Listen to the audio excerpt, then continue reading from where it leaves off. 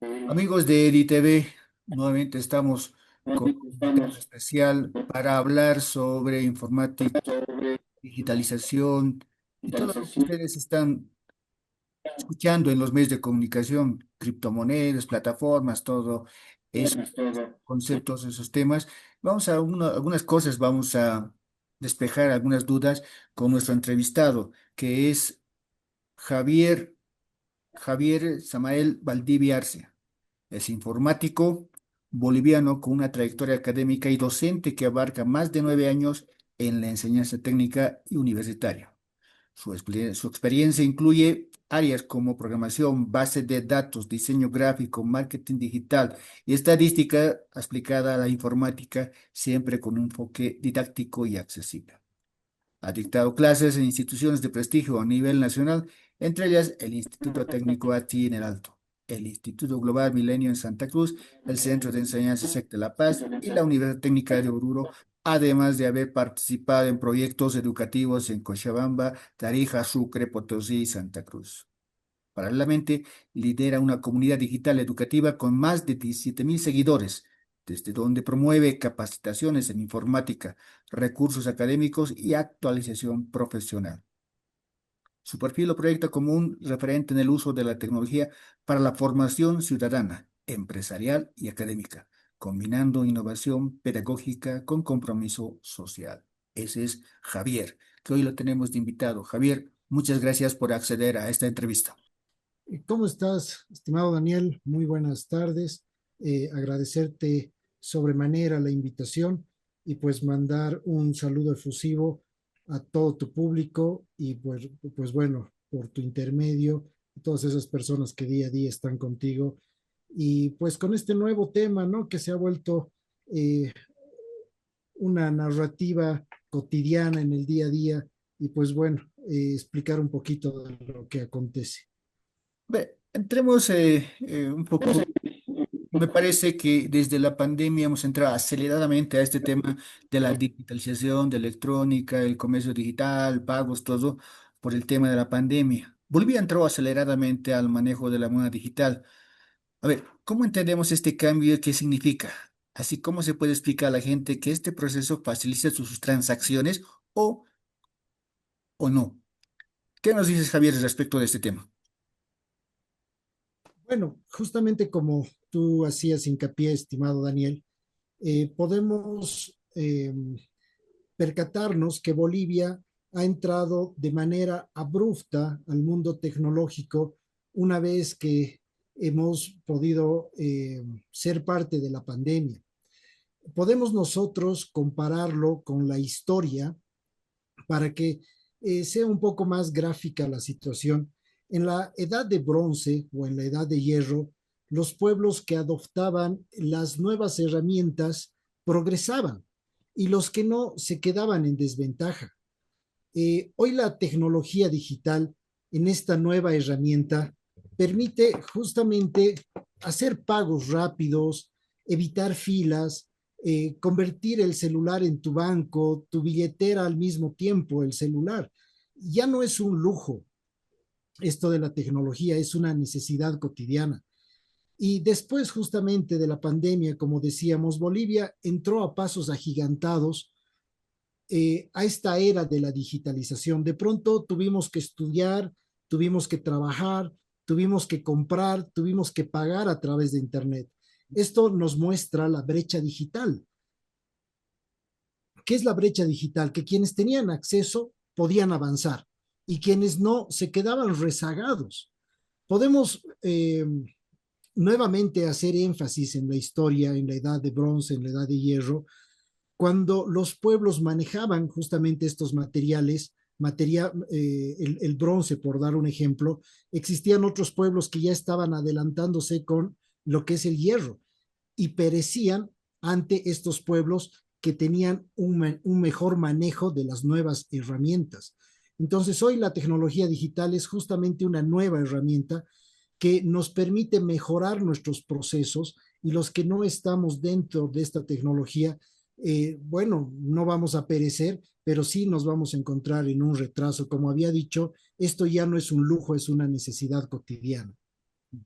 A ver, ¿Cómo podemos hacer entender a la gente que desde tu celular ya puedes hacer transacciones, puedes pagar, puedes transferir desde una pequeña máquina? Y si esto es confiable o no es confiable, o qué precauciones deberían tener las personas que hacen uso de esta tecnología. Bien, para que se entienda de forma sencilla, vamos a decir que el QR es un texto plano. Eh, Funciona como una placa, si se quiere, como una placa de identificación que garantiza que tu dinero va a llegar a una persona correcta. Pero este QR, vamos a hacer una analogía con el banco. Cuando nosotros vamos al banco y antes nos pagaban con un cheque, tú tenías que ir con tu cheque al cajero y el cajero lo que hacía era recibir el cheque y anotar los números y toda la información que se daba en el cheque y de esa manera se podía debitar el dinero en tu cuenta. ¿Qué es el QR? El QR es una tecnología muy sencilla que justamente hace referencia al texto plano. En vez de que exista un cajero que vaya a copiar todos estos datos, lo que va a pasar es que tú le estás dando ya los datos, le estás dando los números. En tecnología esto se llama caracteres, las cadenas. Le estás dando, obviamente te tienes que poner de acuerdo. Por ejemplo, si yo voy a hacer una carátula para un curso de diplomado, pues tendré que poner primero la universidad en la que estoy y voy a separar con un punto y coma, ¿no? Entonces, digamos, Universidad eh, Mayor de San Andrés, punto y coma. Colocaré mi nombre, Javier Samael Valdivia Arce, punto y coma. Diplomado de Educación Superior, diplomado de Big Data, dependiendo del diplomado, punto y coma. Primer año, por dar un ejemplo, punto y coma.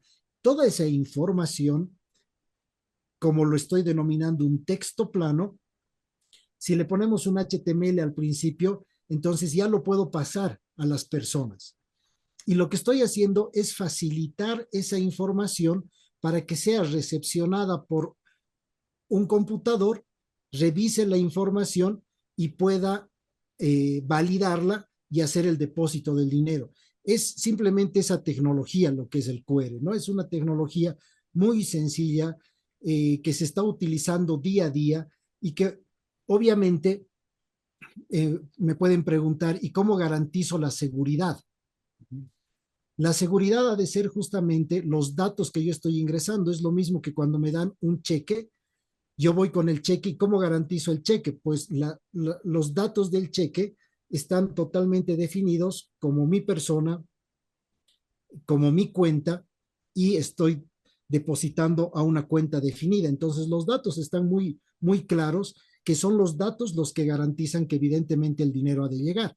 Entonces el QR es justamente eso. El QR simplemente es un gráfico donde al ser leído tiene toda esta información. O sea, es como si tú le estuvieras pasando un formulario con toda la información, que el computador lo ha de recepcionar, lo ha de leer y ha de cumplir con las instrucciones que le estás dando. Es simplemente eso la tecnología del QR. No sé si se ha podido entender o si hay de repente algún detallito que se pueda explicar de mejor forma.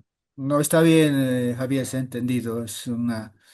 Lo has resumido interesantemente lo que es el cuero. Yo no tenía esa concepción. Pero a ver, iremos más allá, Javier. Hemos hablado del cuero, pero ahora hablamos de criptomonedas, hablamos de dólar digital, hablamos de plataformas digitales. ¿Cómo de un QR y hemos pasado a una cosa más amplia? Que obviamente nos ha empujado la falta de dólares, nos ha empujado varias cosas para avanzar en ese aspecto. Eh, ¿Cómo ves este tema tú del manejo y de lo que se está hablando ahora de criptomonedas, dólar digital, plataformas donde se puede depositar, donde se pueden hacer transacciones, ya no necesitas hacer por los bancos, o hay otras plataformas? ¿Cómo lo ves esta situación? ¿Está ayudando? ¿Está haciendo un espacio? ¿Está aliviando un poco a las entidades financieras? La tecnología nos está ayudando mucho y la gente cómo puede aprender para manejar. Hay cursos para esto, para que la gente aprenda a manejar, porque a veces hasta yo me complico a utilizar criptomonedas. Así es. Bien, Daniel. Bueno, esta tecnología de las criptomonedas está respaldada por una tecnología que se llama blockchain y es un poco más complicada que lo que es el QR. En Bolivia todavía ninguna institución está trabajando con lo que es el blockchain. El blockchain solamente está siendo aplicada por lo que es justamente lo que tú nos mencionas, los bitcoins, los modelos, las criptomonedas, y justamente su respaldo tecnológico es el blockchain por la seguridad que representa.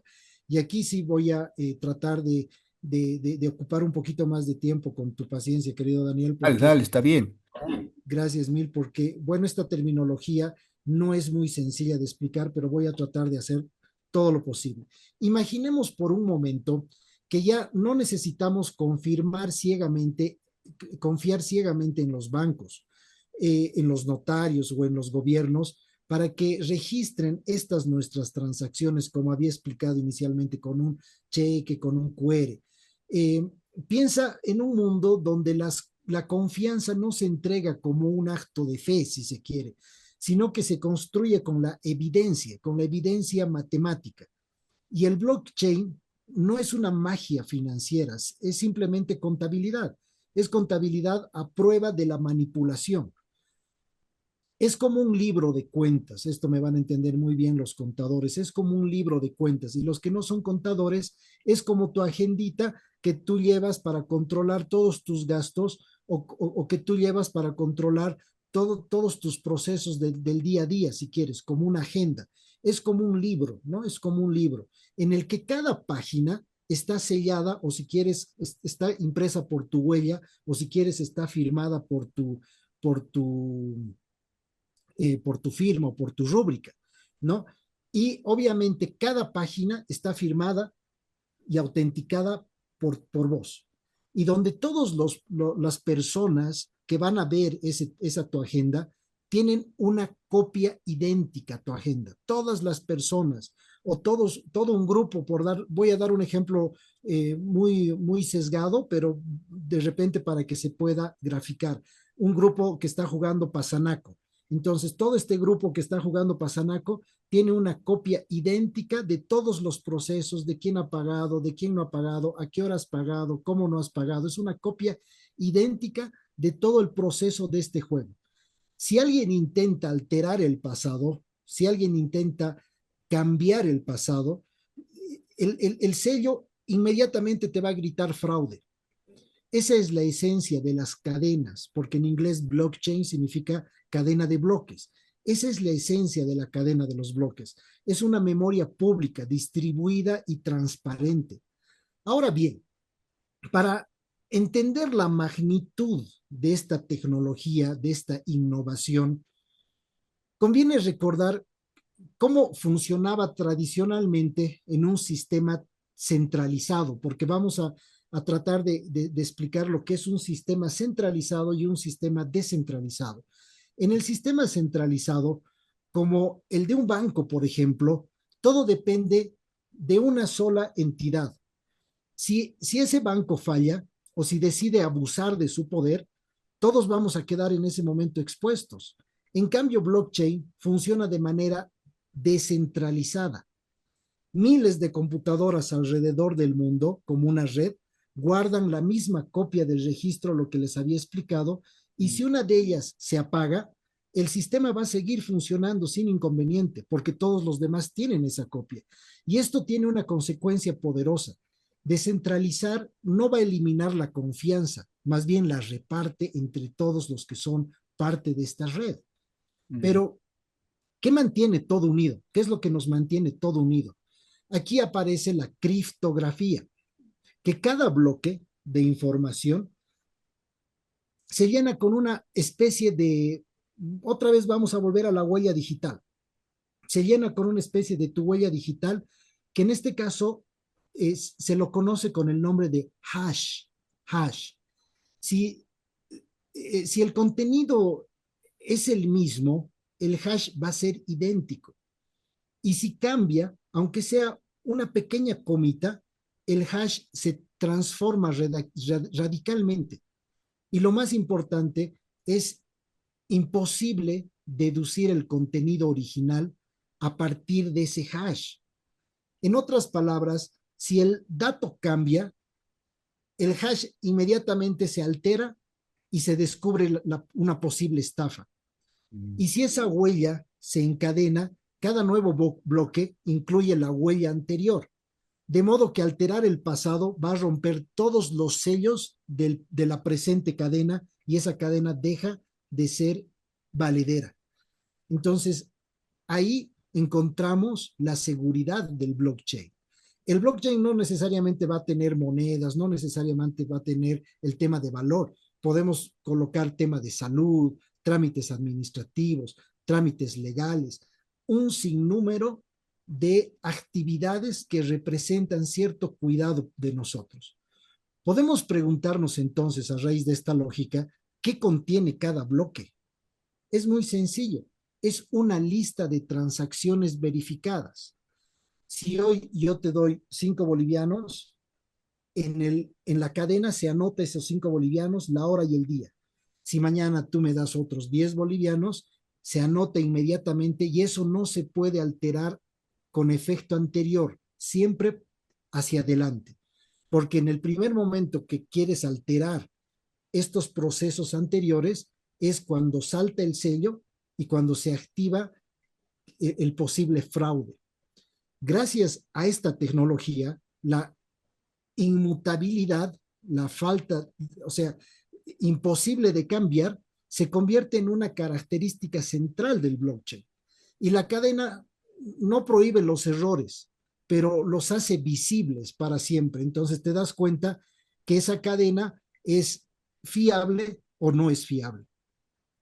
Ahora, Javier, si bien la tecnología es importante, yo tenía entendido casi lo que me has explicado, pero en resumidas cuentas, a mí me han explicado, digamos que hay una mesa redonda, hay unas 10 personas, unas 10 personas y las 10 personas están manejando una información.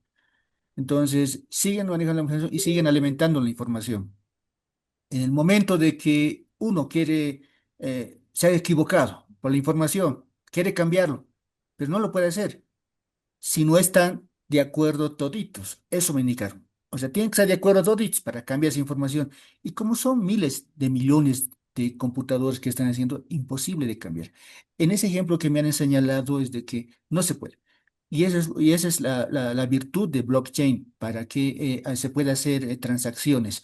Ahora, la pregunta es, ¿en Bolivia estaríamos preparados para ingresar con blockchain, como tú has indicado, en sectores claves, por ejemplo, salud y otros sectores donde sea confiable ver tu file, ver las historias de clínicas, todo? ¿O hay en determinados sectores donde sí se puede y en otros hay que todavía esperar y hay que capacitarse más? La pregunta es fulminante, estimado Daniel. La tecnología es poderosa. Necesitamos cambiar de raíz nuestros procedimientos en Bolivia. En primer lugar, una de las deficiencias grandes que tenemos nuestros conciudadanos, nuestros profesores en informática, nuestras universidades, es que alentamos utilizar software pirata. El software pirata es Word, Excel, Microsoft, Adobe, Photoshop. Entonces, lo primero que nosotros necesitamos como tal es migrar a lo que es el software libre, es dejar de requerir licencias, pagar. Es la primera transición que nosotros tendríamos que hacer como país. La segunda transición es mejorar los servicios de Internet. En este momento, Entel está solventando lo que es el bono Juancito Pinto y tenemos el Internet más caro de Latinoamérica. Los servidores y el servicio que presentan las operadoras de Internet en Bolivia es la más deficiente de toda Latinoamérica. Con esta base tecnológica, francamente, se nos dificulta hasta hacer pagos al exterior, hacer pagos entre nosotros, generar, de hecho, esta interacción que tenemos mediante Zoom está sometida a al riesgo de que cualquier rato se dificulte nuestra conexión, porque el Internet así lo percibimos siempre en Bolivia. Entonces, el blockchain como base necesita una base de Internet bastante sólida. Es lo primero que necesitamos. Que obviamente, ya como una tercera fase, la capacitación ha de venir y vamos a tener que romper con la cultura de la corrupción, con la cultura de la viveza criolla, donde con 5 pesitos yo me salto la fila, si le doy 10 pesitos yo estoy más adelante. Entonces el blockchain ha de transparentizar todos estos procesos y en ese momento recién vamos a empezar a vivir una sociedad sin, sin beneficios. Y no sé si a muchos eso les vaya a gustar por el lado ciudadano y por el lado político, por el lado del funcionario público, pues se ha de limitar el trabajo a un trabajo eficiente. Y no sé tampoco si eso ha de ser bien recibido por el funcionario público que siempre trata de ganar algo a su favor y el blockchain ya no va a permitir este tipo de fugas, ya no va a poder, ya no vas a poder generar algún favor extra al amigo, ya no vas a poder ayudar. Entonces los procesos van a ir en regla, desde los procesos administrativos más sencillos hasta el voto. El voto también puede ir en blockchain, querido Daniel. Mm. Y a partir de ese momento ya se deja de hablar de fraude, se deja de hablar de situaciones que enlutan a nuestro pueblo nacional, ¿no? Entonces, realmente estaremos dispuestos a aceptar una vida totalmente correcta porque el blockchain ha de ordenar todos los procesos y realmente va a ser una nueva forma de concebir, un nuevo paradigma de concebir la realidad del día a día, querido Daniel. Eh, ya terminando nuestra entrevista, estimado Javier, a ver, en la región, ¿qué países ya están aplicando esta tecnología? Y finalmente, yo creo que tenemos el capital humano para manejar este tema del blockchain, solamente que lo que tú indicas, nos faltaría esos requisitos. A ver, coméntanos, Javier. Bueno, el blockchain por lo pronto solamente está interactuando con lo que viene a ser el comercio electrónico en cuanto a lo que es Bitcoin, ¿no? Y obviamente también en cuanto es a la minería de datos. Y esto se ve con mayor fuerza en lo que son los países desarrollados, en los países primermundistas. Lamentablemente he revisado algunos papers, algunas informaciones de que en Argentina últimamente se está tratando de ingresar a a este nuevo mundo tecnológico, no solamente blockchain, sino también de la mano de la inteligencia artificial, ¿no? Pero después los demás países no lo están viendo como prioridad este punto justamente por la narrativa que acabo de comentarte, ¿no? Si yo gano dinero a través de hacer un par de favores, el blockchain no me va a beneficiar. Entonces no es aliado necesariamente de un Estado grande, no es aliado de un Estado grande. El Estado se reduce completamente con el blockchain. Los procesos van a ser mucho más sencillos, más rápidos. Entonces, siento que no es bienvenido el blockchain, no es una buena palabra para lo que es la entidad pública. Diríamos, no es aliado de la corrupción y está en contra de la corrupción. Así es, querido, así es, querido. No he querido mencionar esa palabra, pero así es. Hay gente capacitada, las universidades están trabajando en eso, ¿no? Esa es la parte final de la entrevista. Están trabajando en eso. Eh, hay capital humano, hay para desarrollar cualquier tema tecnológico. ¿Qué nos falta? ¿Qué faltaría al profesional que está saliendo de las unidades en este campo tecnológico? Querido Daniel, como tú dices, tenemos gente increíble, tenemos un recurso humano increíble. Yo tengo alumnos, muchachos de 19 años, que tienen una habilidad bastante fuerte en lo que es la programación, tienen un cerebro bastante abstracto para poder entender lo que es la programación. Lamentablemente, los accesos de educación no son los más sencillos en Bolivia. Lamentablemente, bueno, yo trato siempre de estar al tanto con la educación universitaria y he revisado páginas donde Argentina, Chile, México, justamente hace un par de meses, una universidad que hizo un convenio con la CUD, ¿no? La Central de Docentes Universitarios de Bolivia, eh, y se está dando cursos de ingeniería de sistemas, de filosofía, en 4 años a distancia de México, de Chile, de Argentina. Y cuando tú entras a las páginas, Bolivia es la menor oferta a distancia que tiene. Entonces, la educación está muy menospreciada en Bolivia, los canales están muy menospreciados y estos mis alumnos siempre me están pidiendo mayor información. Eh, Tú para pagar inteligencia artificial tienes que hacer un sinnúmero de situaciones, no es fácil un pago. El pago de ChatGPT te cuesta $10, te cuesta $20, que es un 10% del sueldo básico en Bolivia. En otros países eso te cuesta una hamburguesa. Entonces, no es sencillo en Bolivia entrar a la tecnología. Son Javier, esos los que ponen a la gente. ha sido un gusto hablar contigo y mira, nos han quedado varios temas para hablar de tecnología porque esa es lo que hemos hablado en esta entrevista es poco lo que está sucediendo a nivel mundial y no hemos entrado todavía a la inteligencia artificial. Yo quisiera comprometerte para otra ocasión, para otra entrevista, para hablar exclusivamente de la inteligencia artificial, cómo la manejamos, cómo podemos hacer para que la gente y nuestros seguidores nos puedan ver, puedan tener en cuenta las pautas que hay que tener para manejar una inteligencia artificial que te favorezca y que favorezca a las personas. ¿Te parece, Javier? Y nuevamente agradecerte por la entrevista.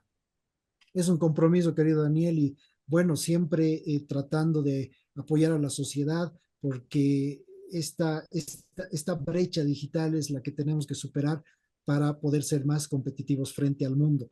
Gracias, Daniel, por la invitación. Muchas gracias.